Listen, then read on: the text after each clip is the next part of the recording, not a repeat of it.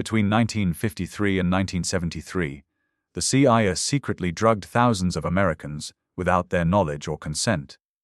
They bought the entire world's supply of LSD for $240,000. They tested on prisoners, mental patients, and random citizens. When documents were declassified in 1977, Americans learned the horrifying truth. Mind control experiments were real. This is MKUltra.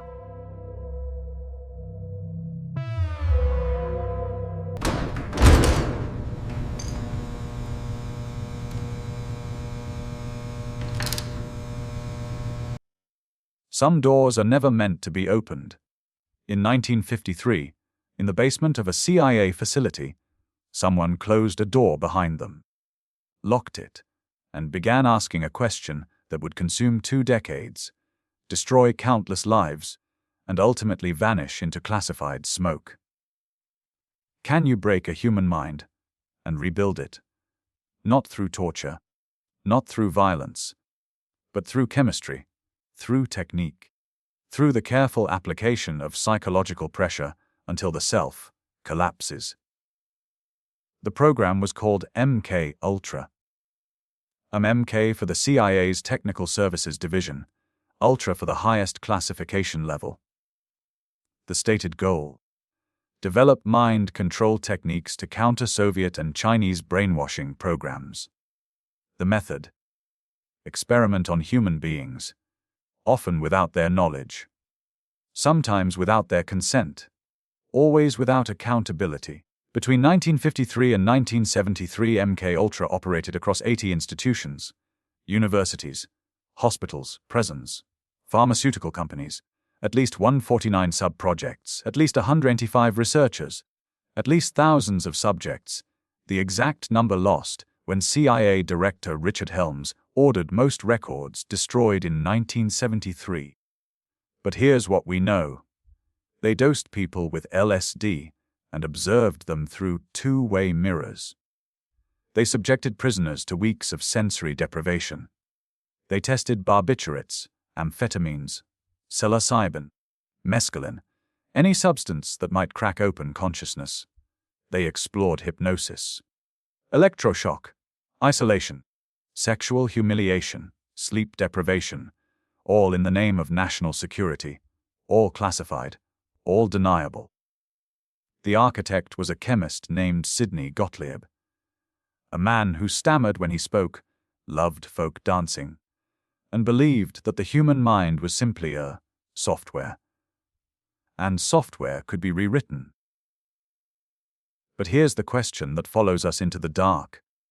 If you succeed, if you actually manage to break someone's mind and rebuild it, how do you know that you're still talking to the same person?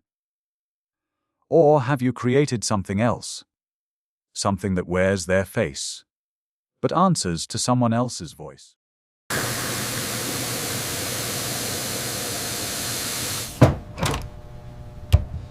November 1953, New York City. A man named Frank Olson, a biochemist working for the U.S. Army's Special Operations Division, attended a retreat in rural Maryland. A team-building event. CIA and Army personnel, drinks after dinner. Someone, likely Sidney Gottlieb himself, spiked the after-dinner liquor with LSD. No one was told.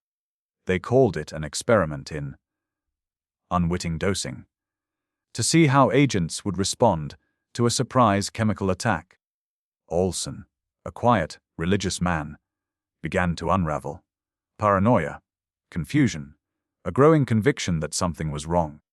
His colleagues noticed. They sent him to New York to see a CIA-cleared psychiatrist. On November 28, 1953, 9 days after being dosed, Frank Olson went through the closed window of his 13th-floor hotel room. The official report: suicide, work-related stress, possible mental instability. Though his family was told nothing about the LSD for 22 years, until 1975, when a congressional investigation uncovered MKUltra documents. The Olson family learned the truth. And even then, the truth was incomplete. Because here's what doesn't fit. Witnesses reported that Olson's body crashed through the window with considerable force. Not the trajectory of someone climbing out. The hotel room was occupied by another CIA officer, Robert Lashbrook, who claimed he was asleep when Olson went through the window. But the room's only phone call, made immediately after, was to CIA headquarters, not 911, not the front desk. In 1994, Olson's body was exhumed. A forensic pathologist found a skull fracture consistent with a blow to the head before the fall. So the question becomes, was Frank Olson a suicide, driven mad by unwitting LSD exposure? Or was he a problem, eliminated before he could talk? And if they did that to one of their own, what did they do to the people who weren't colleagues?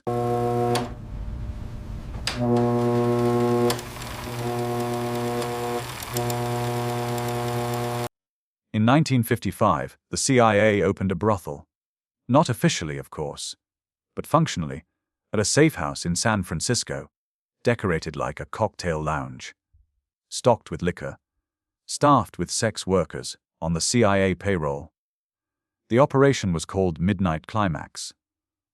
The premise was simple: lure men to the safe house, dose their drinks with LSD without their knowledge, observe their behavior through two-way mirrors, record everything.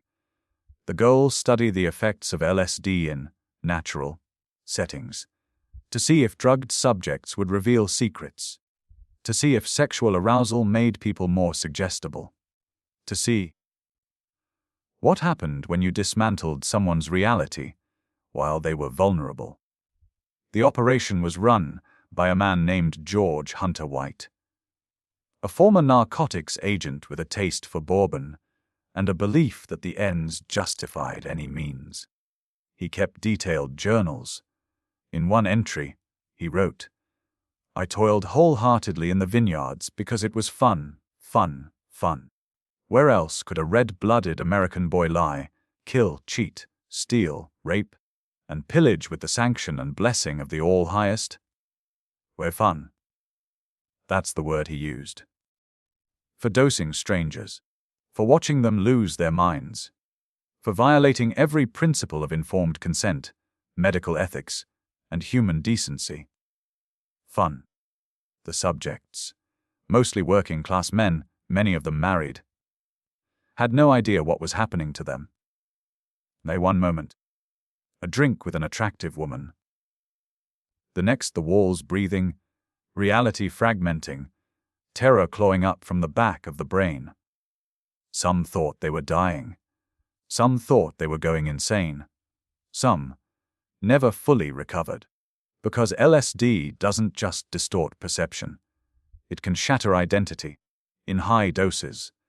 Especially in hostile or confusing environments, it can trigger lasting psychological damage. Psychosis, paranoia, depression. And the men in that safe house, they had no framework for what was happening, no therapeutic guidance, no reassurance that the experience would end. AFA just mirrors, and men behind them taking notes. Operation Midnight Climax ran for nearly a decade. Similar safe houses were established in New York, Marin County, possibly other cities. The full list was never declassified. And here's the thing. When the program finally ended, it wasn't because someone decided it was wrong. It was because the CIA realized LSD wasn't a reliable truth serum. The data, after years of suffering, was inconclusive. So they moved on to other drugs, other techniques, other people. And the men who walked into those safe houses, the ones who survived, they went home to their families, carrying something inside them they could never explain. A fracture, a doubt, a question they couldn't articulate. What happened to me that night?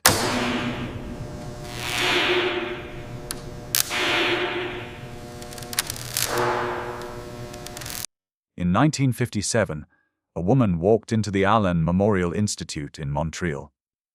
She was suffering from postpartum depression, exhausted, overwhelmed, seeking help.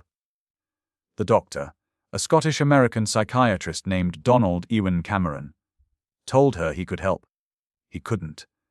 Cameron was one of MKUltra's most prolific contractors, a respected researcher, former president of the American Psychiatric Association, a man who believed that mental illness was recorded in the brain, like a tape.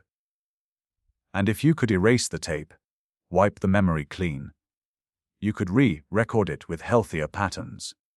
He called it psychic driving. The method: first, depatterning. Induce a coma with barbiturates and other drugs. Keep the patient unconscious for weeks, sometimes months. Administer electroshock therapy, not the controlled doses used in legitimate treatment, but massive, sustained shocks, 30 to 40 times the standard intensity, repeated daily. The goal: erase memory, erase personality, reduce the patient to a blank state, what Cameron called complete psychological annihilation. Then, reprogramming. Once the patient was sufficiently erased, unable to walk, speak, or recognize family, Cameron would play tape, recorded messages, positive affirmations, instructions, repeated phrases, sometimes for 16 hours a day, delivered through headphones while the patient slept. You are a good mother. You are capable of happiness. You are in control. He over and over, for weeks. Cameron believed this would rebuild the psyche. It didn't. Were the patients, dozens of them, we were left devastated. Memory loss, not just of the illness, but of their entire lives. Unable to recognize children. Unable to perform basic tasks. Some regressed to infantile states, requiring toilet training, learning to speak again. One woman, Velma Orlico, entered treatment for depression. Emerged unable to remember her husband. Unable to remember her wedding. Her children's names. The woman who sought help for postpartum depression. She never recovered. She forgot how to read. Forgot her own name. Lived the rest of her life in a fog of confusion. A stranger to herself. And Cameron. He continued his work for years. Published papers. Received research grants from the CIA. Funneled through front organizations. He believed, until his death in 1967, that he was on the verge of a breakthrough. But here's the horror. Cameron wasn't a rogue scientist.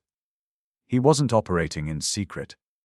His techniques were taught at conferences, in academic papers, to other psychiatrists, and some of those techniques, modified, sanitized, renamed, they are still part of the psychiatric toolkit: electroconvulsive therapy, sleep deprivation, sensory isolation. We don't call it depatterning anymore. We don't describe it as annihilation. But the lineage is there. And that raises the question: how much of modern psychiatry, how much of what we consider legitimate treatment, is built on the rubble of MKUltra? And if we benefit from those foundations, are we still complicit? Consider the variables presented in Chapter 3. The outcome, as we shall see, is entirely dependent on the purity of the catalyst. In the 1960s, MKUltra came to campus: Harvard, Stanford, University of Illinois, dozens of others. The CIA, operating through front organizations like the Society for the Investigation of Human Ecology, funded professors, funded research, funded experiments, often without the university knowing the true source of the grants. Students, young, trusting, eager to participate in psychological research, volunteered. They were told they'd be taking personality tests, participating in behavioral studies, earning a few dollars for their time. They weren't told about the drugs. At Harvard, between 1959 and 1962, a psychologist named Henry Murray conducted experiments on undergraduates. The students were subjected to what Murray called stress tests. They were asked to write essays describing their deepest beliefs. Then, brought into a room with bright lights and a two-way mirror. A researcher, trained in interrogation techniques, would systematically attack everything they'd written, tear apart their values, mock their beliefs, belittle their intelligence, while cameras recorded their reactions, while electrodes measured their stress responses. The sessions were brutal, designed to humiliate, to destabilize. One participant, a gifted but socially awkward student, was subjected to especially intense sessions. His name was Theodore Kaczynski. Years later, after a descent into isolation and rage, he would become the Unabomber. Now, we can't draw a straight line. We can't say MKUltra created the Unabomber. But we can say this: Kaczynski entered Harvard at 16, a lonely, brilliant boy. He participated in Murray's study for 3 years. He was psychologically brutalized by a CIA-funded program. And he left, changed. By his own later writings, more paranoid, more isolated, more convinced that modern society was a machine designed to crush individuality. Did the experiments push him toward violence? Or did they simply reveal something already broken? We'll never know, because Murray's records, like so much of MKUltra, were destroyed.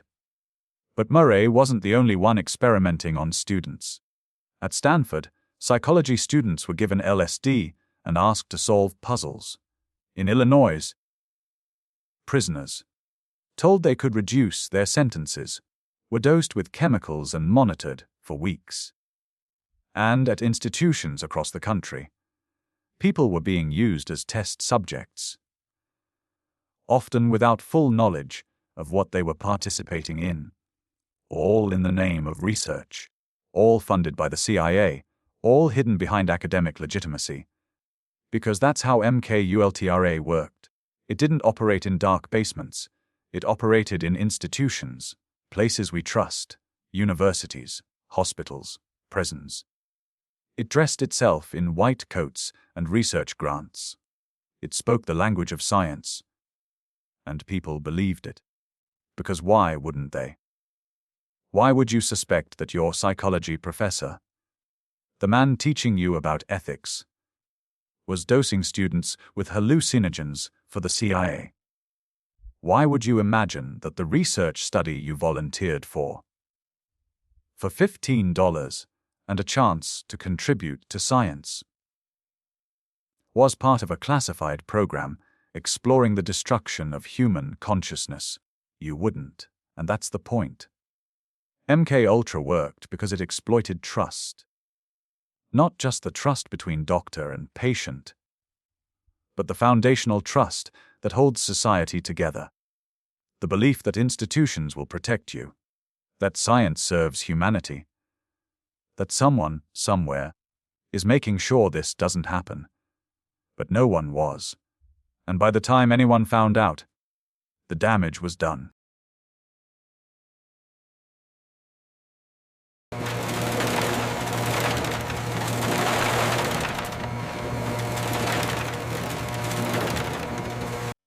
January 1973.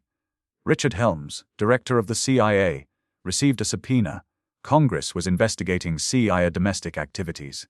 Watergate was unraveling. Oversight was tightening. And MKUltra, 2 decades of illegal human experimentation, was about to become a liability. So Helms gave an order: destroy the files. Not some of them, all of them. Every document related to MKUltra. Every contract, every research report, every photograph, every memo, every ledger of who was dosed with what and when. Burn them, shred them, make them disappear. And they did. By the time Congress came asking questions, MKUltra barely existed on paper. A few references in budget documents, A handful of memos that survived by accident, misfiled in financial archives. But the core documentation, the evidence, gone. And with it, the identities of thousands of victims. Because if there's no record of the experiment, there's no record of who was experimented on. No list of names. No way to contact survivors. No way to offer compensation, apology, or even acknowledgement. They were erased, not just from the files, but from history itself. In 1975, 2 years after the destruction, a congressional investigation stumbled upon 20,000 documents. Not the main MKUltra files, those were gone, but a cache of financial records, accidentally preserved because they were filed under budget rather than operations, receipts, payments to contractors, lists of universities and hospitals that received funding. Enough to confirm that MKUltra had existed, enough to confirm the scope, but not enough to identify most of the victims. The investigation, led by the Church Committee, issued a damning report. MKUltra violated basic human rights. It operated without oversight. It targeted vulnerable populations. Prisoners, mental patients, drug users, people with no power to resist or complain. The report recommended reforms, stricter oversight, clear guidelines on human experimentation. But no one was prosecuted, because the evidence was gone. And the people who gave the orders, Helms Gottlieb, the contractors, they invoked national security. They claimed they were protecting America from Soviet mind control programs. They said, "We didn't know LSD would be dangerous. We were operating in good faith." And the government accepted that. Helms was convicted, not for MKUltra, but for lying to Congress about CIA activities in Chile. He was fined $2,000. He received a suspended sentence. He died in 2002, a free man. Sidney Gottlieb, the chemist, the architect, retired to a farm in Virginia, raised goats, spoke occasionally to journalists, expressed mild regret. "We didn't know what we were doing," he said in one interview. "We were naive, a knave." That's the word he used. For 2 decades of drugging unwitting subjects, for funding psychiatric torture in Montreal, for operating brothels to do business with strangers, for destroying the evidence before anyone could be held accountable. Knave. Gottlieb died in 1999. He was never charged. And that, more than anything, is the legacy of MKUltra. Not what they did, but what they got away with. Because destruction works. If you burn the evidence, if you shred the files, if you erase the names, then there's no case, no trial, no accountability. Just victims who can't prove what happened to them. Just families who can't understand why their loved ones changed. Just gaps in memory, both personal and institutional, that can never be filled. So the question becomes, if accountability requires evidence, and the people in power can simply destroy the evidence, was there ever any accountability at all? Or is that just something we tell ourselves?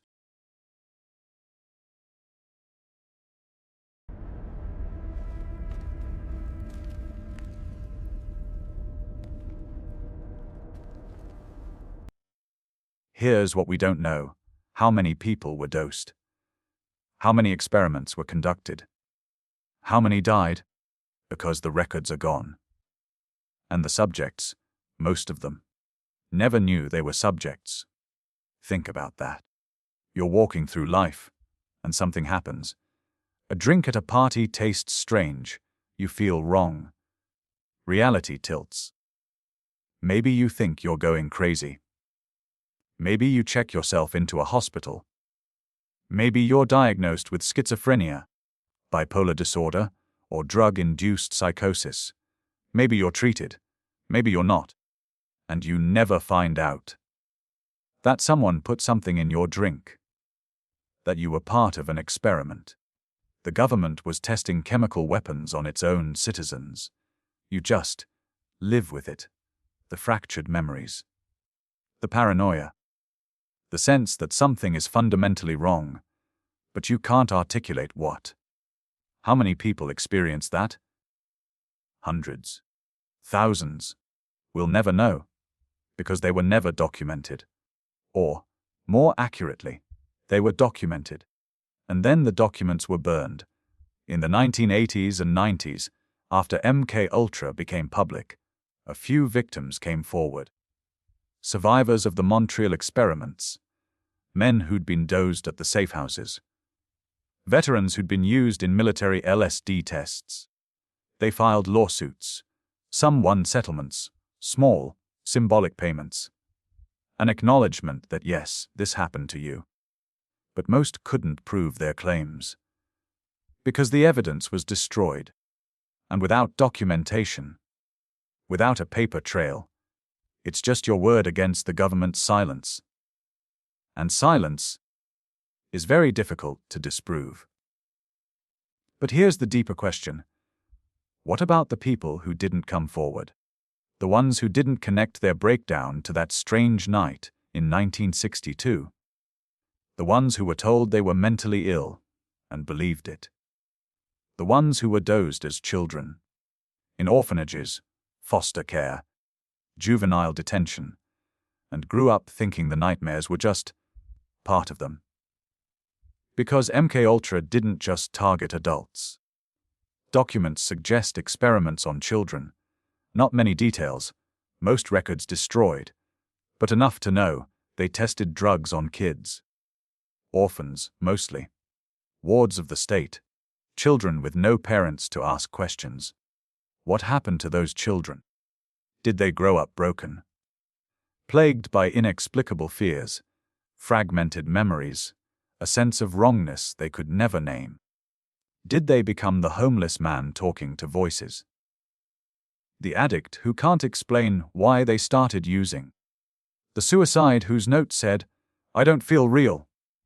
We don't know, and we never will. Because the evidence is gone. And the victims, if they're still alive, don't know they're victims. That's the final cruelty of MKUltra. Not just the experiments, but the erasure. The way it ensured that suffering couldn't even be named. Because if you don't know what was done to you, you can't seek justice. You can't demand accountability. You can't even grieve properly. You just carry it. A weight without a name. And when people see you struggling, when they see the paranoia, the fear, the inability to trust, they don't think, "I wonder if someone did something to them." They think they're crazy. And maybe you start to think that too. Maybe you internalize it. Maybe you spend your whole life believing there's something fundamentally wrong with you. When really, someone broke you on purpose and then walked away.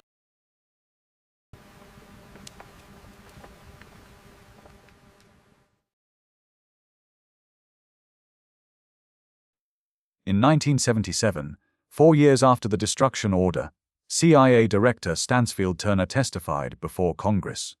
He said, MKUltra activities raised serious moral and ethical questions about the propriety of the agency engaging in such activities. Serious moral questions. That's how he described it. Not crimes. Not atrocities. Not a systematic violation of human rights. Questions. As if the problem was philosophical. Not the broken minds, the destroyed lives, the deaths that were never investigated, but the questions. And here we are, decades later, still asking them. Did MKUltra actually end in 1973? Or did it just rebrand? Because the Church Committee reforms didn't eliminate human experimentation. They added oversight. But oversight requires documentation. And if you learned anything from MKUltra, you learned that documentation is a liability. So here's the uncomfortable truth. We don't know what current programs exist. We didn't know about MKUltra until 1975, 20 years after it started. And we only know about it now because of an accidental document cache. If those financial records had been properly destroyed, MKUltra would be a conspiracy theory, a rumor, something dismissed by serious people. So when we say, the CIA doesn't do that anymore, what we really mean is, the CIA hasn't been caught doing that in the last decade. Which is not the same thing. And that's the paranoia MKUltra leaves behind. Not clinical paranoia, but rational uncertainty. Because once you learn that your government, the institutions you were taught to trust, spent decades drugging unwitting citizens, torturing psychiatric patients, and erasing the evidence, it becomes very difficult to believe reassurances. When officials say, "We don't do that anymore," you remember, they said that before. When agencies claim, "There's oversight now," you remember, there was supposed to be oversight then. When documents are classified for national security, you remember, they burned the evidence last time. So trust becomes impossible, not because you're paranoid, but because you're accurately assessing the historical pattern. And that, more than any specific experiment, is MKUltra lasting damage. It broke the contract. The unspoken agreement between citizen and state, that the government, however flawed, operates within certain boundaries. There are lines that won't be crossed. MKUltra crossed every line, and then destroyed the evidence, and then walked away. So when we ask, could this happen again? The answer is it never stopped. Not the specific techniques, those evolved, but the underlying logic that some people are expendable, that national security justifies anything, that if you classify it, if you compartmentalize it, if you keep it secret, you can do whatever you want. And no one will stop you. Until someone finds the documents, if they're not destroyed first. So here, at the end, we're left with the hardest question. How do you trust a system that proved it cannot be trusted? How do you believe in accountability when the accountable simply erased the evidence? How do you demand justice, though, when the perpetrators are dead, the victims are unidentified, and the files are ashes?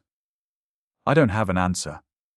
But I know this, the question itself, the doubt, the permanent, unshakable uncertainty. That's not paranoia. That's the lesson. MKUltra didn't just break minds. It broke the possibility of certainty. And in doing so, it created the perfect weapon. Not a drug, not a technique, but a question. What else don't we know? And that question will never be answered.